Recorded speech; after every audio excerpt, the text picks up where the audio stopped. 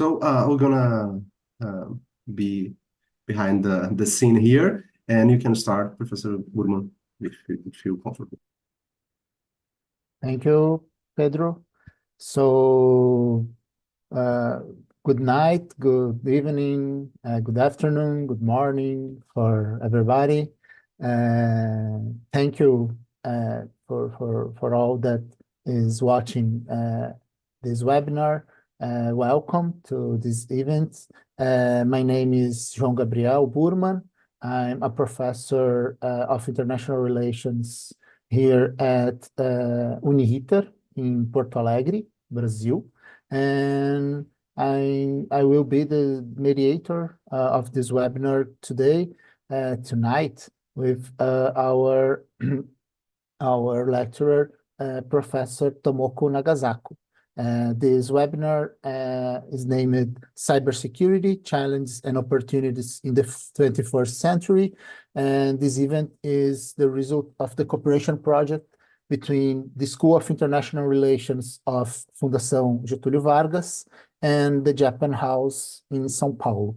So I would like to thank Professor Pedro Brites in the name of all the team of Fundação Getúlio Vargas and the administrative staff that is helping to realize this webinar today. And so thanks Professor Tomoko Nagasaku that accepts the invitation to speak to us this night. I would like to briefly introduce Professor Tomoko, that is a researcher at Information Technology Promotion Agency in Japan, IPA. Prior to joining IPA in 2023, she was a research fellow at the Sasakawa Peace Foundation from 2019. She received a PhD in informatics from Institute of Information Security in last year, and she holds an MA in informatics from the Institute of Information Security and an MA in literature and a BA in literature from the University of Tokyo. She specializes in cybersecurity, information warfare, influence operation, and disinformation. Her recent works in English include the geopolitics of information warfare, decoding Russia's disinformation strategy in 2 pieces, and global disinformation campaigns and legal challenges in the International Cybersecurity Law Review. So Professor Tomoko will be our lecturer today, and she will give her speech in 40 to 45 minutes, and after we will have a briefly Q&A session. The questions can be sent in the answer sessions in our networks. I know that this webinar is streaming in FGV Facebook page and also in the Japan House São Paulo YouTube channel. So feel free to send your answers and your questions. Sorry, and I will read to Professor Tomoko. So please, Professor, your time to give your speech. Thank you. So, Bruno, thank you for the introduction. So, good morning, good morning, Professor, and good evening, everyone. I'm Tomoko Nagasako, and today I would like to have the presentation about the cybersecurity and the seminar. So, wait a moment for presenting my PPT to how.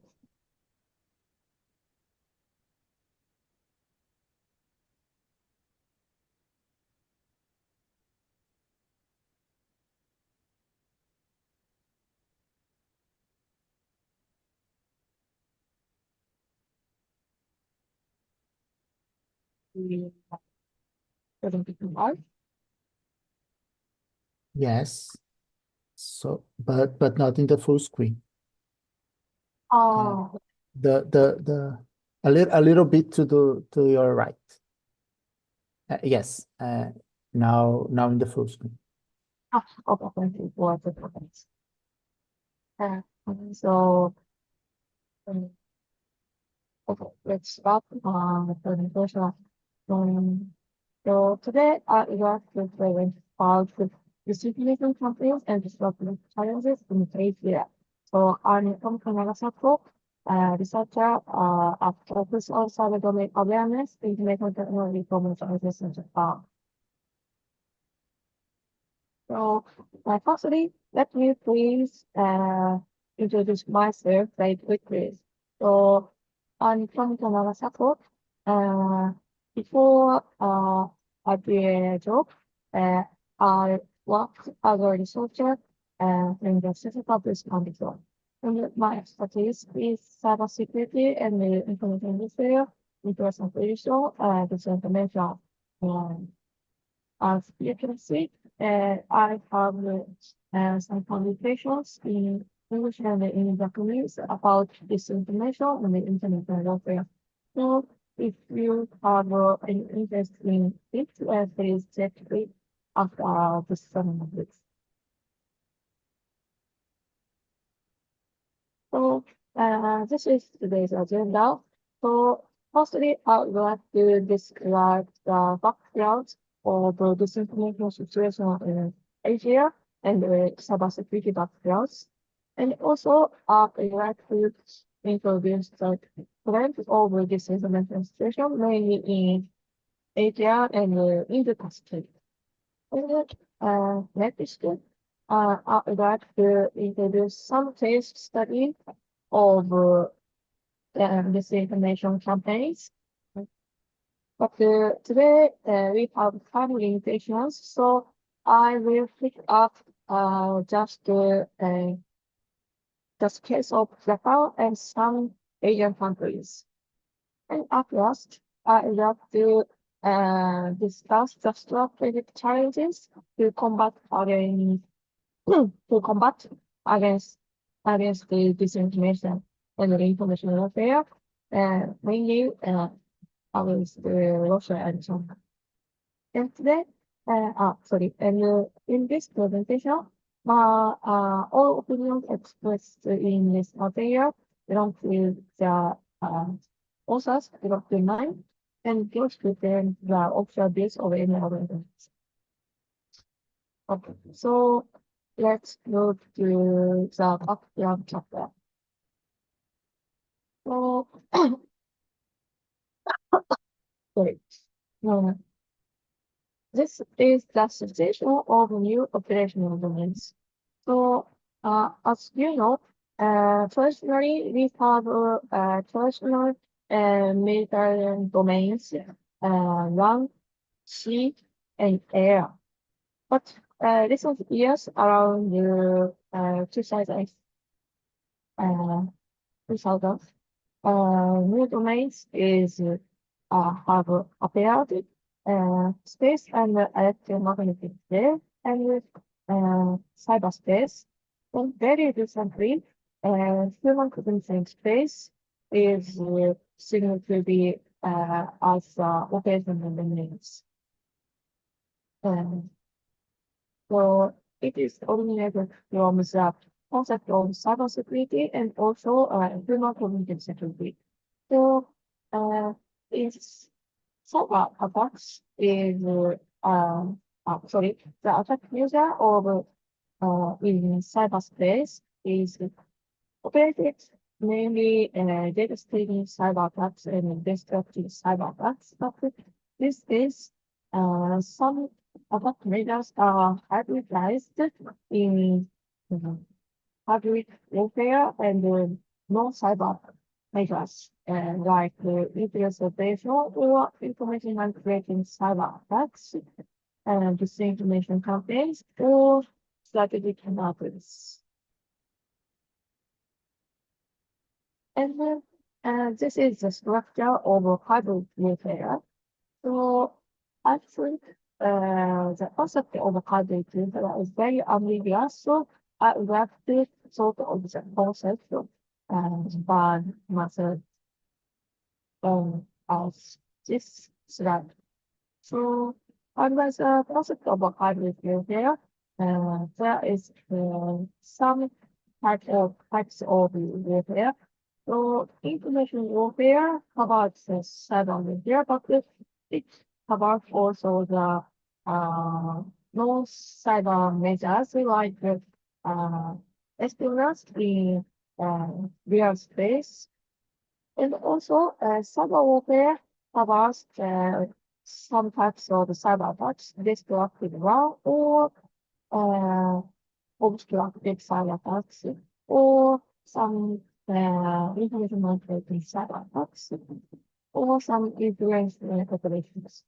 And influence operations covers influence cyber operations and disinformation operations, battle of narratives, promoting transparency, discussing, and also political warfare and influence operations is doubled in the space for the disinformation campaigns.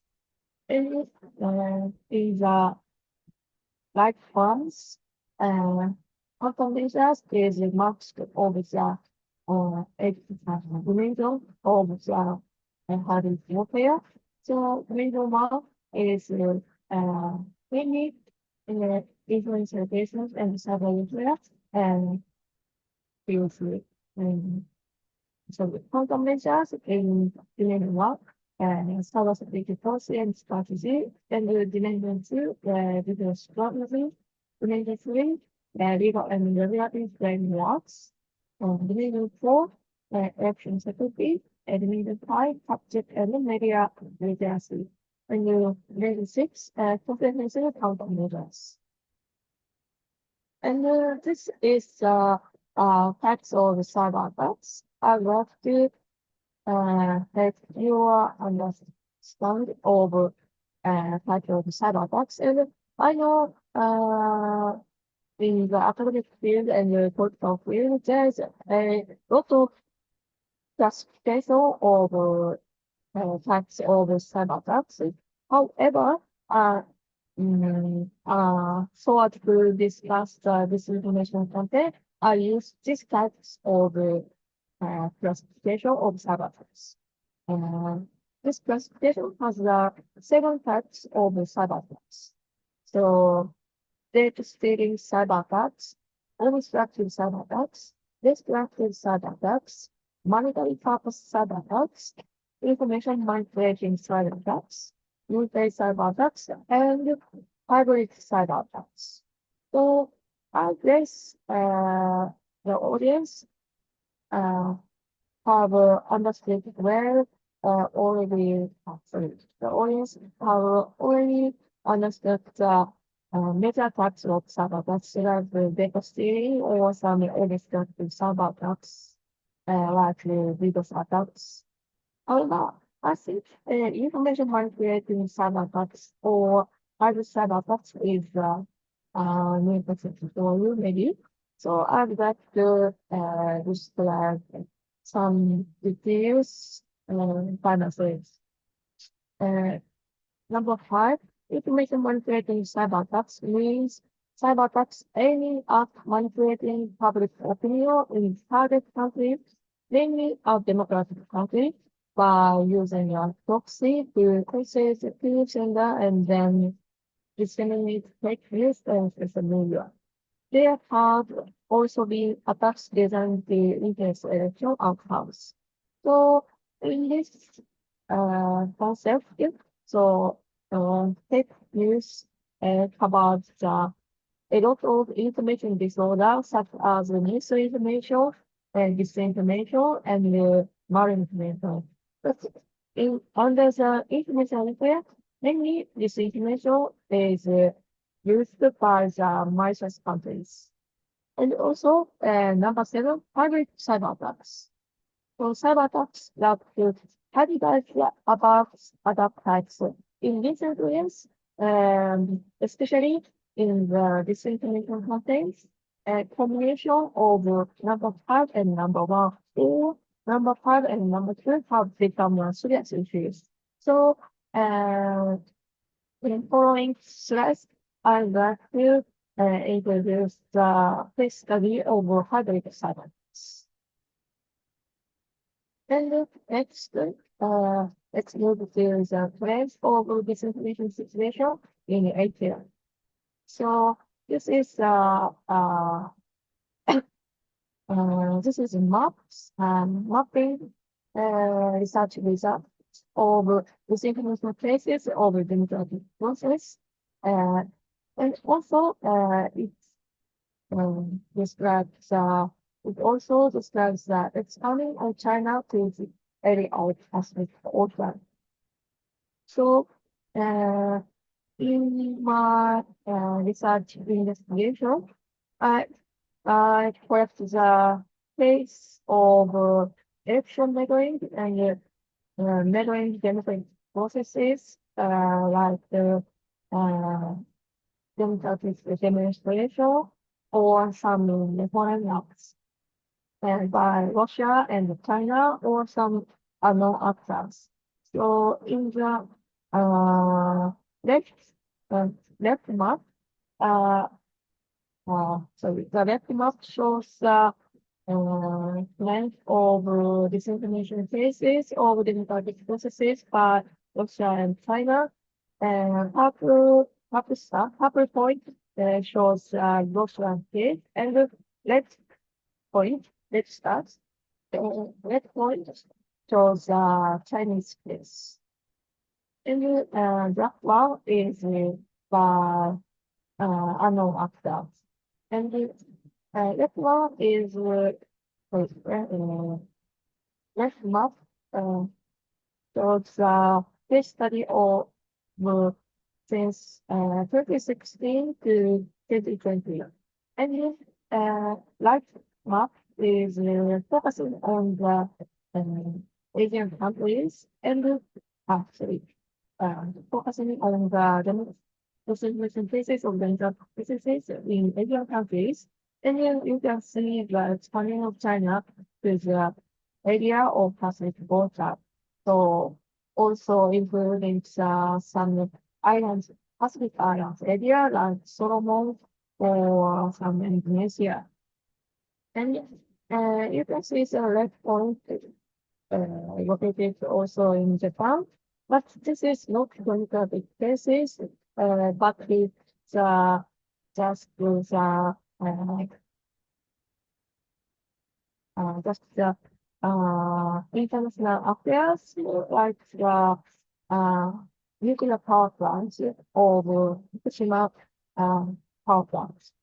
So I introduced the case in the following slides. So about the trends of disinformation campaigns in Asia. So disinformation in the Asian region tends to be in defense of authoritarian and socialist regimes and the strengthening of domestic regimes.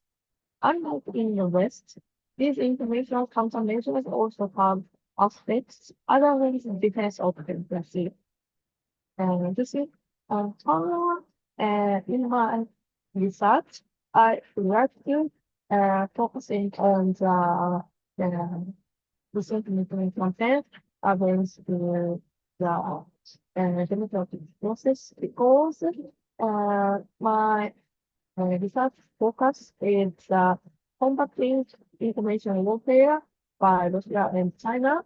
So defensive democracy is very important for my research.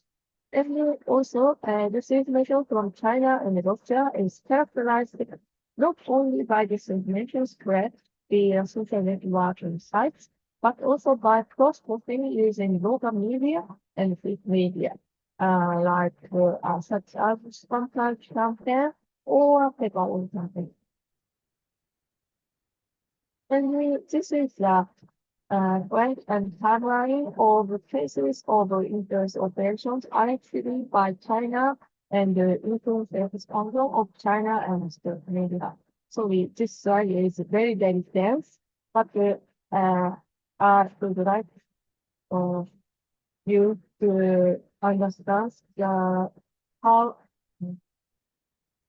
quick is the speed of the expansion of China and space media, and there is a lot of cases of internet operations allegedly successful. So because the Asian countries, actually, because disinformation cases in Asian countries is attacked mainly by China. So in this presentation, I want to focus on the disinformation campaign and the business operations, mainly by China. That's very little cases, but I those very few cases by Russia. So, excuse me for Bruno and Lucas. So, my slide is distributed to the audience.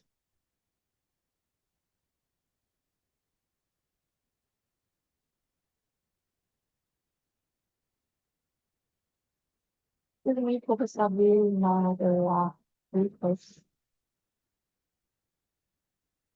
or the videos. Do you know that whether my slides are distributed to the audience of this seminar? We are seeing the timeline, Professor. I don't know. Sorry, I don't understand your question. If you can repeat, oh, please. This slide is very dense. So when you No, but we can read. We can read informations. Yes. okay. It's not too small. We can read. There is a lot of information, so I would like audience to take my slide after this seminar, but that directly by the PDF files. So I would like to confirm whether audience will have already obtained my presentation plan. Okay, so let's about this slide, I would like to discuss with pharmaceutical and data. Sorry, sorry, stop the presentation. Okay, thank you. And next, this is sponsors campaign by China. So this campaign is first brought home about interest operation using the 50 platform and the forum, including Facebook, Instagram, X, YouTube, TikTok, Reddit, Pinterest, and so on. So Facebook platform campaign is very effective to work as what most of news distributed by China is mostly through abroad makes audience or makes readers to very information because of the trust platform. And also and next high energy campaigns by China is distributing original media package by Chinese media company, Chinese state media company, Python. So they distributed the original media package for the positive energy package is related to the concept of positive energy by CGT, and they release the pro PRC content and narratives. And also, last interest content by China is paperwork content. So they also create and use paid media in each countries. So in Japan, so they created the fake news company is called Fujiyama. So you can see the fake company in the slide. But we have no such company is called Fujiyama News. But Fujiyama is like the very Japanese nuance name. So some people who has not enough the media literacy is easy to believe that news by Fujiyama company is very important. And they spread the pro-China narratives and pro-China disinformation. Okay, so next, let's move to the case studies. So firstly, I would like to introduce the case of Thailand. So in Thailand, I observed disinformation cases from China and Russia. So this is cross-posting operations have increased through collaboration between local and China or Russian media. So in 2019, major media outlets signed content sharing agreement with China's central news agencies, allowing them to use central news for free or at a reduced cost. And the military affiliated media outlet Channel 5 signed news agreement with Russia and China and Iran in 2022. So the media space in Thailand is became very close to the China and Russia. So I think it is very advantageous for Asian countries. And also, China Chinese state media Global Times spread the narratives, pro-China narratives, like in the slide. And some news says Western countries are agitating for protest in Thailand. And also, such news by Chinese state media is shared by local media in Thailand for the council. So US is agitating protest in Nepal or this ritual in Finland will be written by Chinese people and programs. And, this is a quick test of the spam flash. Spam flash and the paperwork content. So and this campaign, this types of campaign is used by also Russia in Taiwan. So for Russian tech media, audience on Facebook, and they spread the narratives accuses US of intervening in Thailand's election in March 2019. It's anyone who doesn't participate in Thailand. And this is case of Taiwan. So at the visit of Taiwan by Nancy Pelosi in 2022,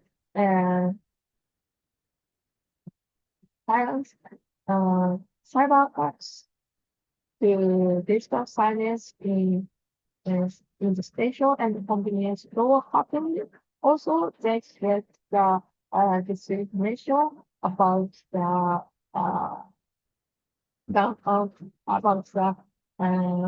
cyber, president cyber, or some anti-US narratives, like Pelosi is the US victims to agitate the warfare in Asian countries, or cyber is planning to fleet if the warfare happens. And also in the Taiwanese presidential election in 2024, there is a lot of cases of the disinformation and deepfake by artificial generated AI. And then next, this is a case of the power. So about the single nuclear power plant in last year in 2023, that a lot of the information about fake is distributed to China by China and pro-China activists.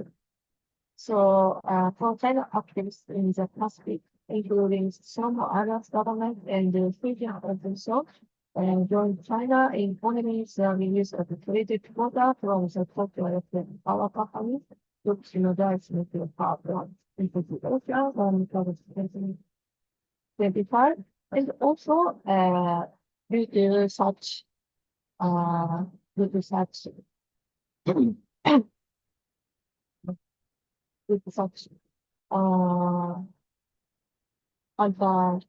Fukushima nuclear power plant demonstration, and some people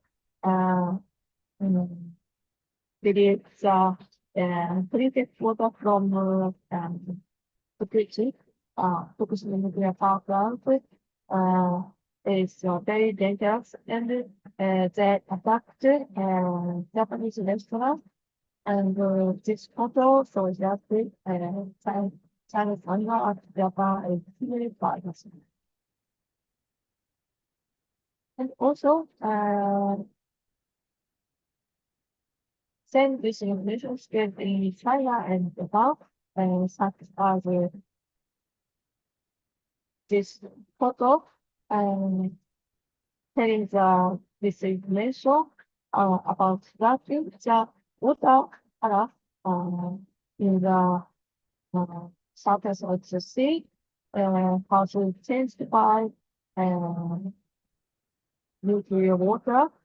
But this is the disinformation. So the reason is just the water temperature, that they control the narratives and the pictures, and spread some disinformation from firstly in China and next spread also in Japan. So this disinformation cases around Japan, the Chinese government and the media have been running coordinated disinformation campaign against the release of the nuclear quantum in water. So in the past, the treated water is not so dangerous because the standards and the content is tested by IAEA, but Chinese government and state media uses nuclear contaminated water, so they would like to control the impression of the water. And in this disinformation campaign, I observed this strategy, such strategy adopted by China. For example, the IAEA safety report is broad, and the IAEA does not support Japanese plan, and the waste water is very contaminated Japanese seafood made an unsafe feelings. And classes about the plan executed by Japanese fishermen, South Korean people, South Pacific Islands, and translated. Referring to treated wastewater as a nuclear contamination hazard. And also, I observed the impact of the campaign, amplifying climate change misinformation and first disinformation around the wastewater release, and also the prayer of the US and its allies and the ability of international institutions to address the larger issue in the current world order. And also, this is a case by Russia aftermath. So in 2024, since 12th February, a fake image of the Prime Minister Kishida appearing to be sitting on sofa and being glared at by this outside neurons circulated on X formerly Twitter. It was recently posted by our account but repeatedly posted in support of Russia, and it is not clear whether there was Russian state support for this information. However, a foreign government pointed out to us that the influence operation had been conducted in Japan that would make us reject any support for Ukraine in advance of the Japan-Ukraine Economic Reconstruction Promotion Conference in Tokyo by a diplomat. So most of the researchers and most of bureaucrats believed this case, this influence operations conducted by Russia, but there is no hard evidence. Yeah. So there is speculation, but there is no hard evidence. Unfortunately. So and the white pictures is for example of the deep fake of the terrorist Minister Kishida. And also this under this influence operation by Russia, we observed hybrid cyber attacks, so hybridized disagreement operations and DDoS attacks. So firstly, February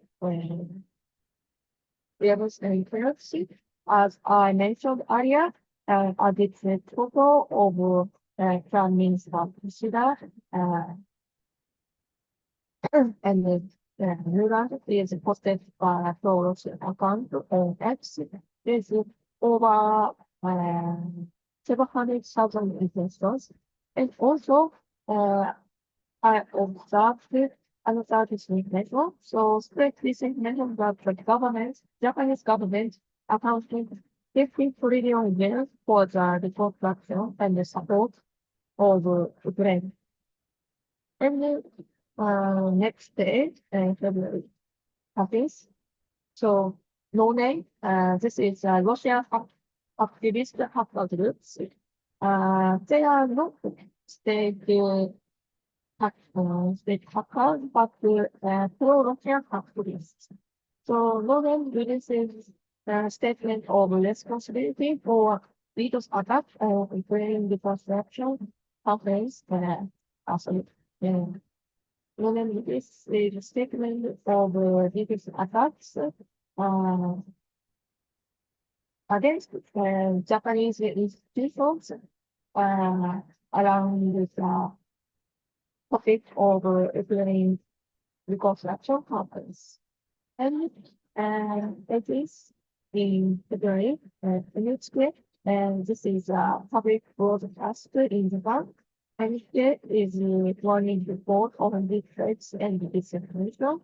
And on 19th February, and the department and companies for promotion of academic growth and reconstruction was everything. And on the same day, a lot of freedoms is attached were observed. So, for example, House of Representatives were affected by movement, and this website of Liberal Democratic Party they are affected by the same groups in the way, and then also some other institutions and some private institutions and infrastructures were attacked by activists in Norway and Fort Norway and C-22 and the PTA. So I think this is the typical habit of cybercriminals. And then this is disinformation strategy and the potential effects of the attack with Japan. So this strategy is based on the earlier research in Taiwan by researcher Pumashen, but I arranged it to the Japanese situation. So when you ask for the countermeasure of this information, it is very important to have the important narrative for each country because this is preventing is one of the good countermeasure for this information. So preparing so as to prepare preventing we would like to we have to sort the important narratives for Japan or for your countries. So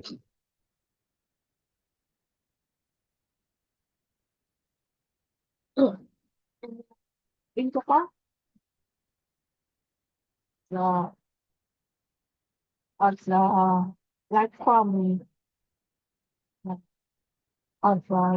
source, so there is some critical narratives which is easy to attack by disinformation operations like US basing, nuclear location, sensitive networks, or access other material, or as for diplomatic topics, use the alliance, international relations, or the UN military support, such as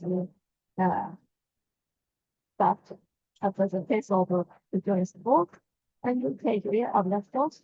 And also, this is typical narrative for Japan, number 11, and disaster.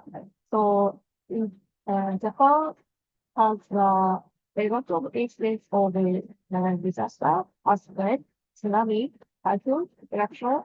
So this is a valuable point for Japan.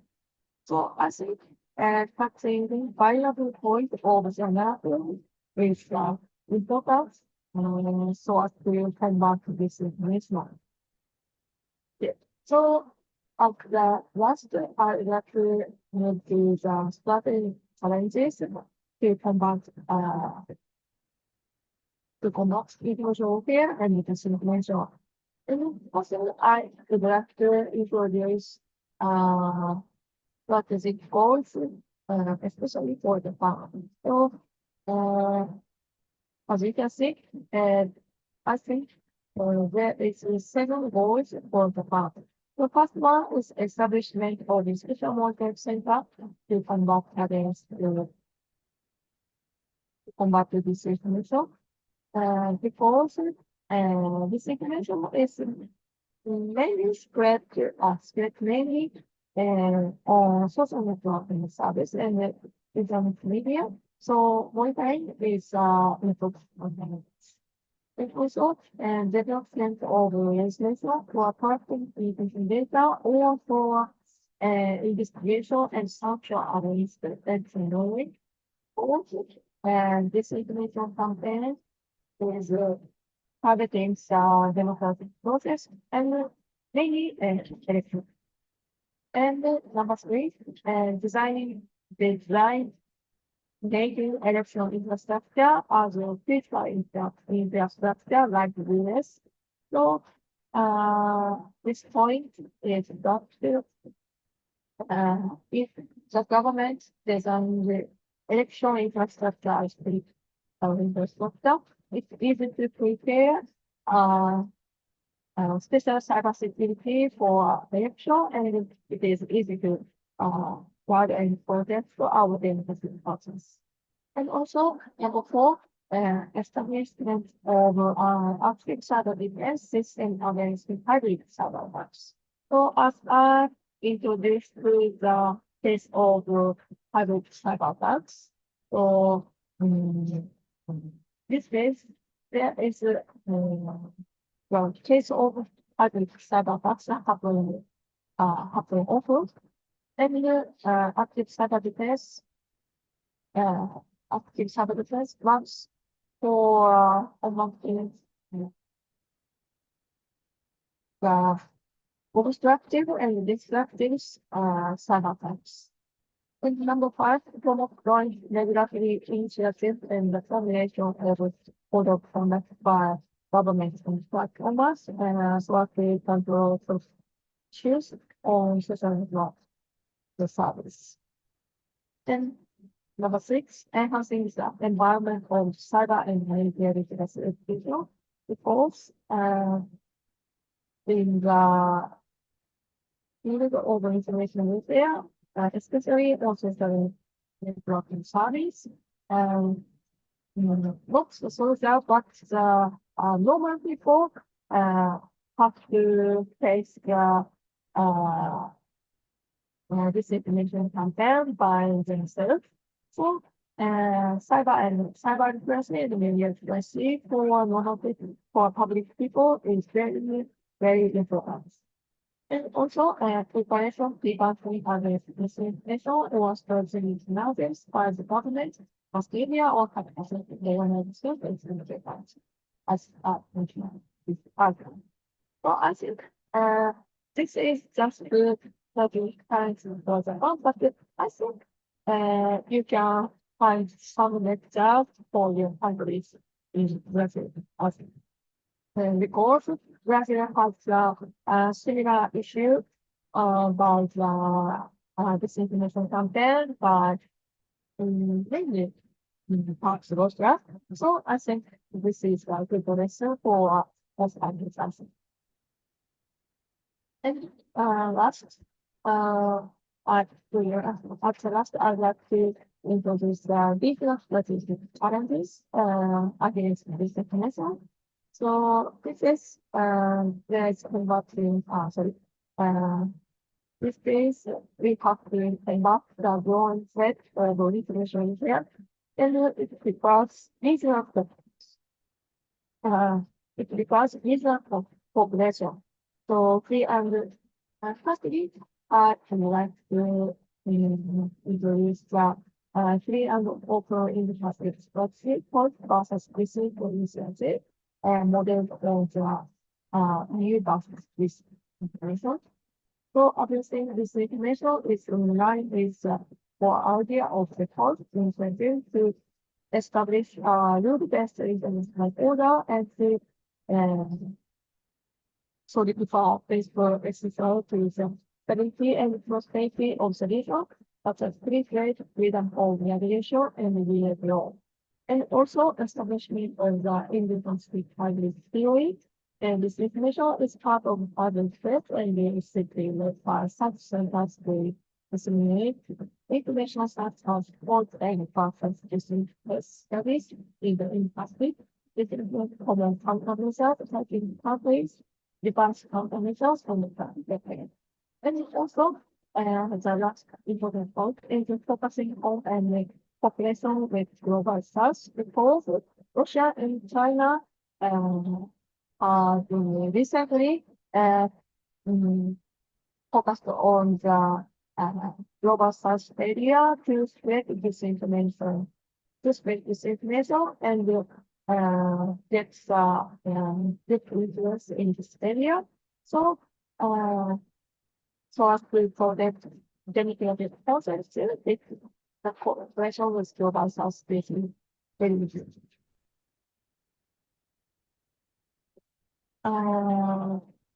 This is my presentation about the business and the study tools in Nigeria. So thank you for the attention.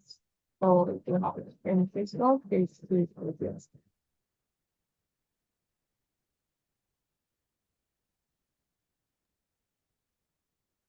Thank you, Professor Tomoko. And I like it so much of your presentation, and I'm certain that all our audience also like it, and the contents that you bring to us is very useful and helpful to understand Brazilian situation as you speak, but you could show us a panoramic view from Asia and all the strategic challenges that afflict this continent and this region. Here in Brazil, me specifically, and also Professor Pedro from FGV,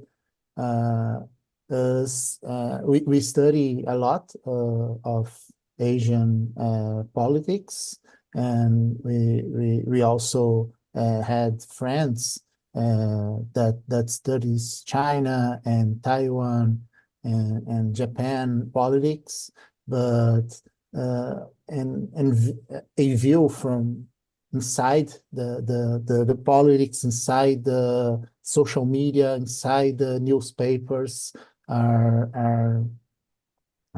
is very helpful and precious. So I would like to thank you for your lecture. I will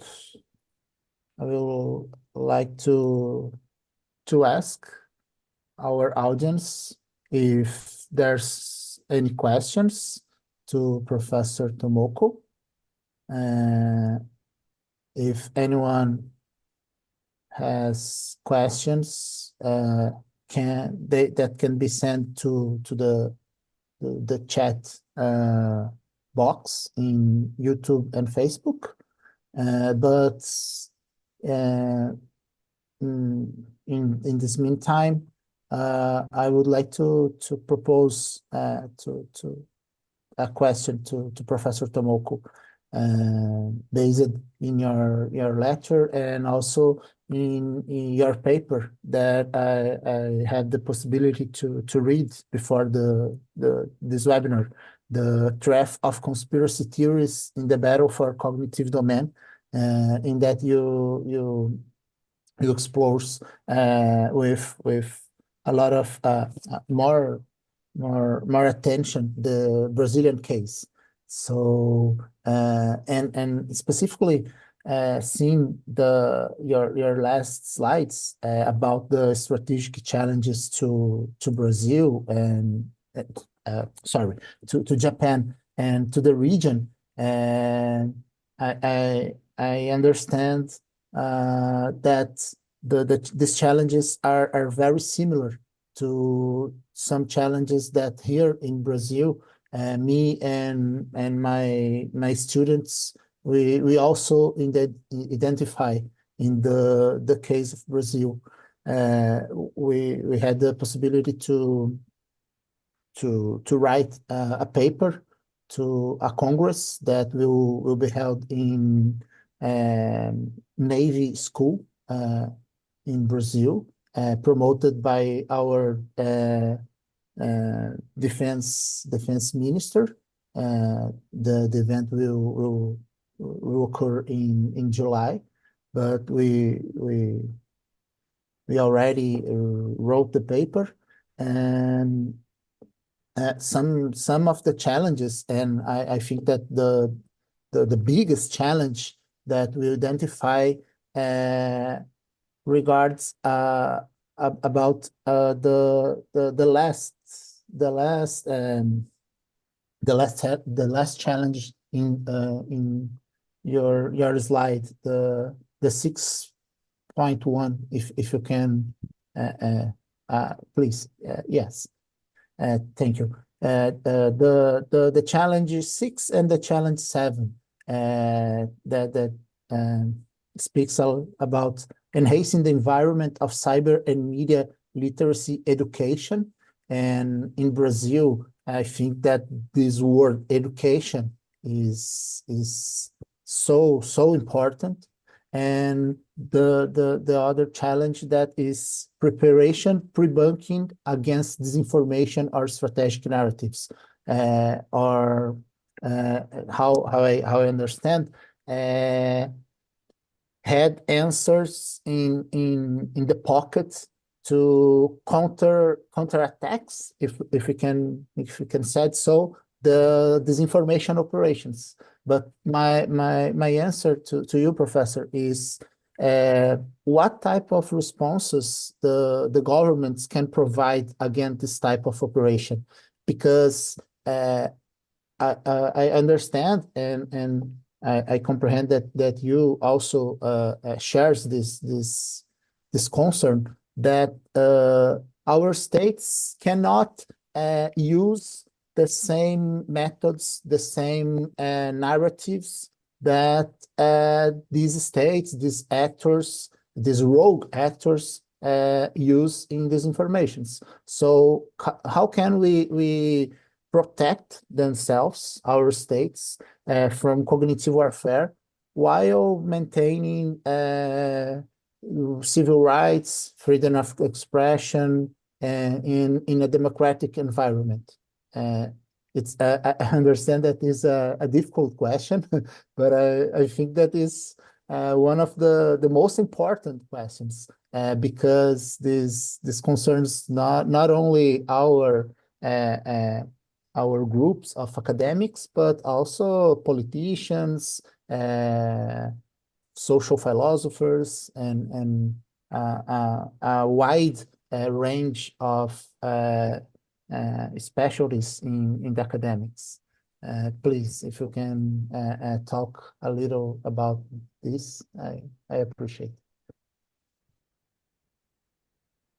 Well, thank you for letting me comment and this question. So, firstly, I would like to respond to your comment. So, as we mentioned, digital media and is a very urgent issue and in Japan and also in Brazil. And for city or pure narrative is very dangerous and very strong narratives on the disinformation situation. So I think but the city is not just with video legend, but the very strategic narrative by Russia and China recently. So I think this is also I think we have to test it seriously and prepare to pre-bank and enhance the environment for cyber. Next, I'd like to answer your question. So, it is very difficult question, but I think it is important to keep the balance to protect the democratic process and to protect the freedom of speech and to prepare and its regulation of disinformation or develop or correct information data. Of course, I know collecting data or censorship social networking service is easy to correct the regulations freedom of speech, but we have to keep the pride of them, pride as the democratic countries. So I think it is a good company as well.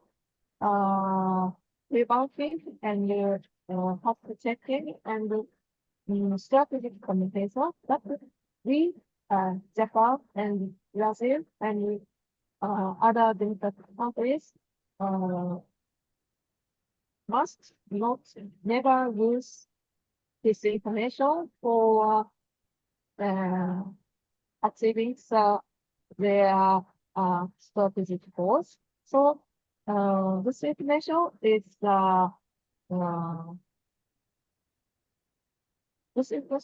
just achieved by authoritarian countries. So we have to keep the balance of the point and the regulation point. So if this is my answer, if this right answer your question. So I think it is a very good question. So Thank you, thank you. This excuse me, but for doing this question, I think this will be our generation question to answer, but is very helpful. It's very useful to listen your answer, your experience, the view from Japan to these challenges. I would like to do another question if I can, regarding the regional picture. The question is regarding the Free Open Indo-Pacific initiative. How do you envision this cooperation advancing in Asia? Considering that the FOIP is still a developing concept, what do you think is the best way to foster this multilateral cooperation in this type of operation and topics? Yes, this is the question.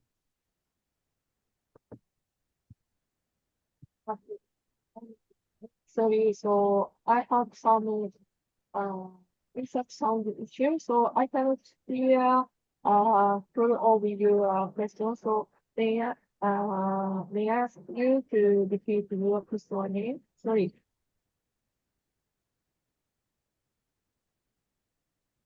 Sorry, can you repeat, please? Sorry. So I have very quick sound issue, and I cannot hear your full comment on your question. So can you may I ask you to repeat your question again? Yes.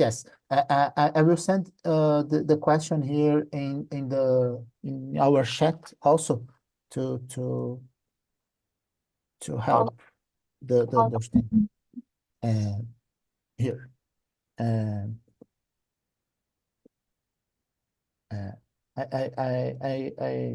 think that the question asks about how this initiative can advance, can be constructed, if his is yet in a very early stage. Thank you for your question. So I think for conscious business initiative or some Chinese global south is work for information sharing and So mainly work for information sharing because as I introduced to the type of case of hybrid cyber attacks, so information sharing of cyber attacks such as information or data of attribution of cyber attacks or sharing the typical narrative of this information is very useful to prepare privacy for not only for the attacked countries but also the allied countries. So, so as to prepare information sharing on the point of information on so for the point of information sharing of attribution of cyber attacks or narrative by information warfare, I think with such regional calculation like the Point or global scales is will work effectively with the this implementation of them. So I answer your question. Thank you. Thank you so much. How I said, our public here in international relation courses, especially in FGV and here in Porto Alegre also are very interested in regional politics of Asia, not only in Japan and China and the neighbors, but also in the more wider scenario and the relations with another regions in the world. And for finish the last question, also to not extend so much our webinar, I would like to ask you two questions that that speaks a lot about the use of artificial intelligence technologies in the cybersecurity and specifically in the disinformation operations. My student here from Porto Alegre, Julia Rodrigues, right. How do you think that AI technologies will impact future cognitive warfare, specifically in case of disinformation? How should we fear the advances in chatbots, audio deepfakes?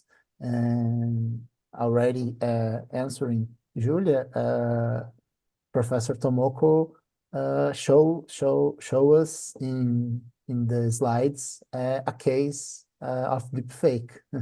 But the second question is from Anna, and she asks about, with the new AI tools, won't disinformation increase exponentially? So the two questions regards the same topic. Yeah, the use of artificial intelligence technologies in this case of information warfare, cognitive warfare.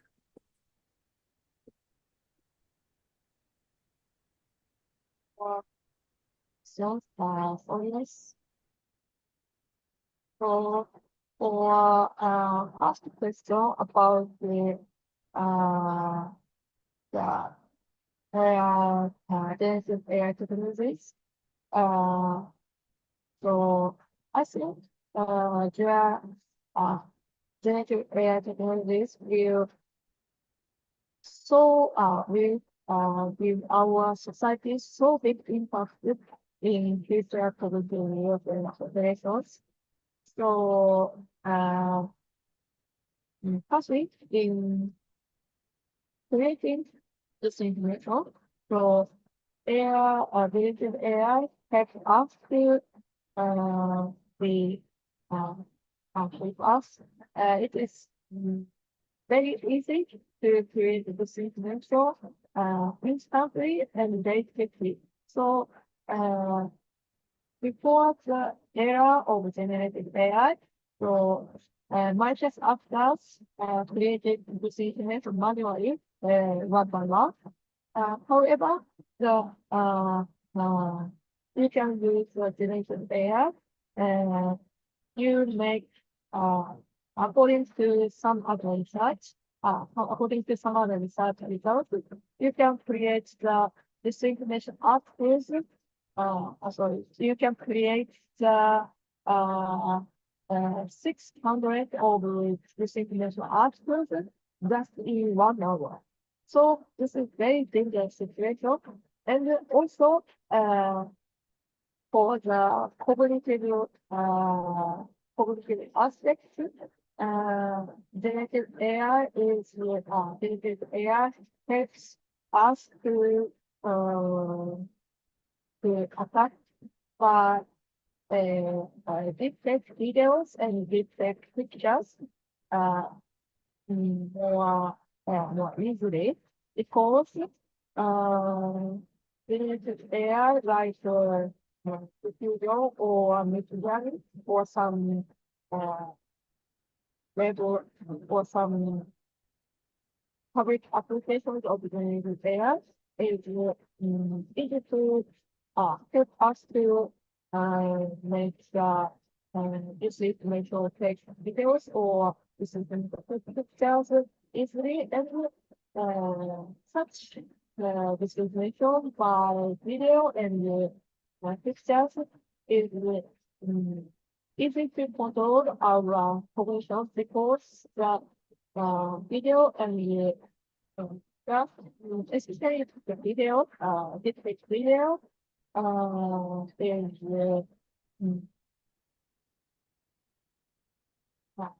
with us, is easy to give us very strong emotion, especially in the anger or anxious, and for spreading this information, the main factor of spreading this information is such strong emotion like anger or anxious. So I think that we should take proclamations, or we should take good governance, or we should prepare the governance AI technologies as soon as possible. And let's still I think my past answer is covering the second question, right? Yeah, thank you.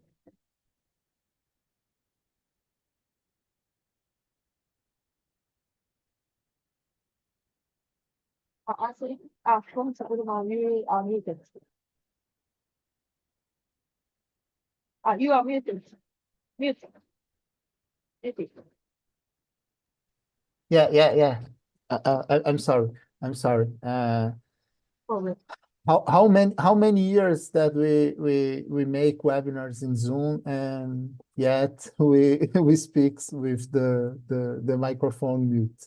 So I'm sorry. Well, Thank you for your answer, and thank you for your kindness. I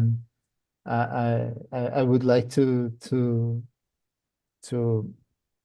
thanks again for your availability, and for your time to talk with us about this very important topic for our societies, for Brazil and for Japan. And I would like to thank also all the audience that is watching this webinar in YouTube channel from Japan House São Paulo, the institution here in Brazil that is supporting this webinar in this series of webinars, and also in Facebook page from the School of International Relations of São Paulo, of FGV. So I would like to thank again all the administrative staff in the name of Professor Pedro Brites. And if you, Professor, would like to say some words to finish our webinar, please feel free.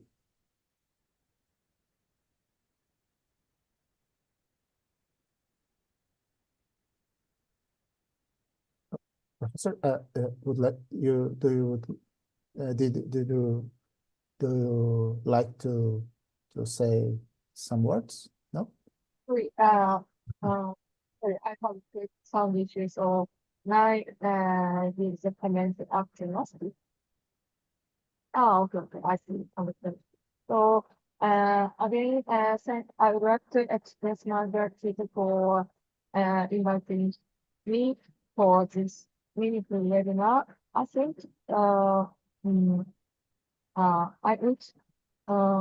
I will be happy to with my presentation help you to understand the disinformation situation in Asia and give you some lessons against disinformation in your countries. Thank you very much. Thank you, and thank you for our audience. Please have a good day and a good morning in Japan, and for all the people in Brazil, have a good night and a good holiday tomorrow. Thank you. Good night.